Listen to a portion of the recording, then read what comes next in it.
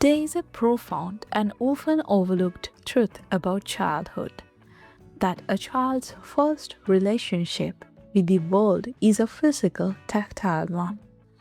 Long before they understand the words within them, they understand books as objects, their weight, their texture, the satisfying sound a car makes when it closes, and the furniture we choose to hold these first treasures is not merely storage, but it is an invitation. It is the first library, the first gallery, the first display of a world of wonder that is entirely their own. This is the quiet philosophy behind the wooden Montessori bookshelves. A piece of furniture that is less about containing and more about revealing. Designed not for the convenience of adults, but for the autonomy and dignity of a child. Imagine a bookshelf so low to the ground that it requires no adult intervention. Its top is level with child's eager eyes. Its treasures within easy reach of a small reaching hand. The simple act of lowering the horizon of literature is a revolutionary one. It says, "This world is for you. You may enter it on your own terms."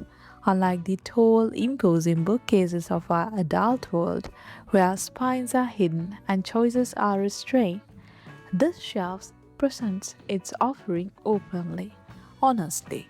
The covers of the book are the art. The colorful, captivating illustrations on their front faces are visible all at once. A gallery of possibilities waiting to be chosen. This is the core idea, to create an environment that fosters independence, that allows a child to follow their own curiosity without being a supplicant to a taller helping hand. And the materials, as always, is everything. Wood is the natural, the only choice for such an endeavor. It has a warmth that a cold plastic bin could never replicate. It has a solidity, a grounding presence in a room that feels stable and secure. When a child pulls a book from a wooden shelf, there is a satisfying sense of substance. The shelf doesn't shift or wobble. It stands firm, a faithful and reliable companion in their explorations.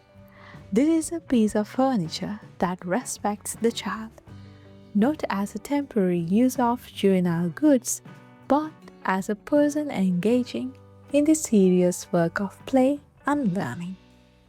The character of this quiet teacher is shaped by the wood from which it is born.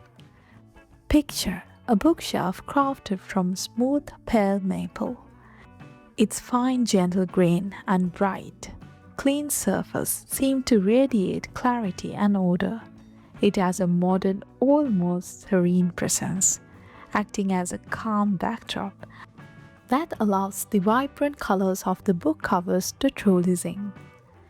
It is a wood that speaks of simplicity and intention, of a space prepared for focused and uncluttered engagement. Then there is the friendly, approachable nature of pine. A pine Montessori bookshelf often feels softer, both in its hues and its physical texture.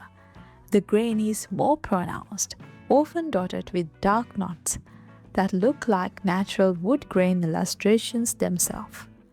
This is a shelf that feels welcoming and forgiving.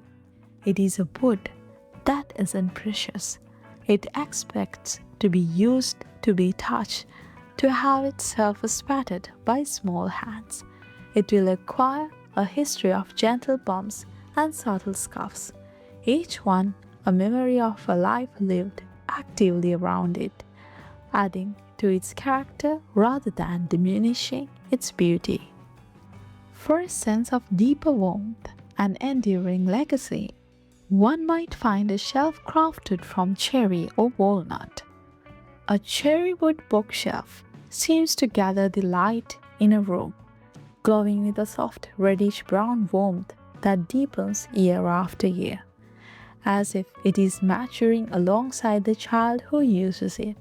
It carries a whisper of heirloom quality, a piece that will one day hold chapter books, then novels, then the beloved childhood stories saved for a future generation. Walnut, with its rich chocolatey depths and often dramatic grain, creates a piece of stunning contrast.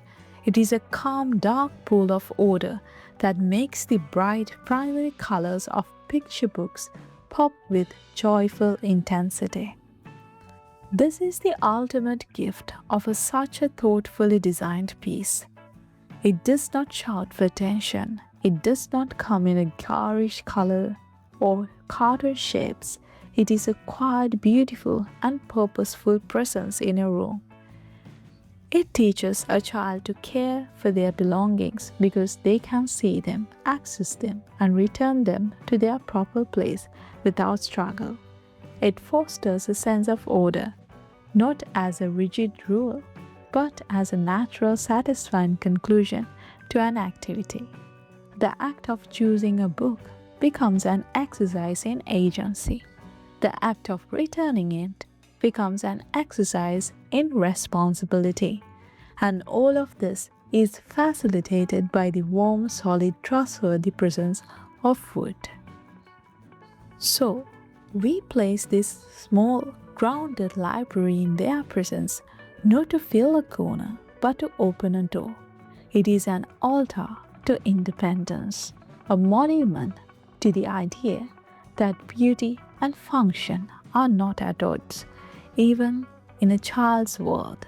It is a wooden hand extended, offering a child the first volume of their own lifelong story. So, which of these ideas resonated most with you? Let me know your thoughts in the comments below. So until next time, happy decorating.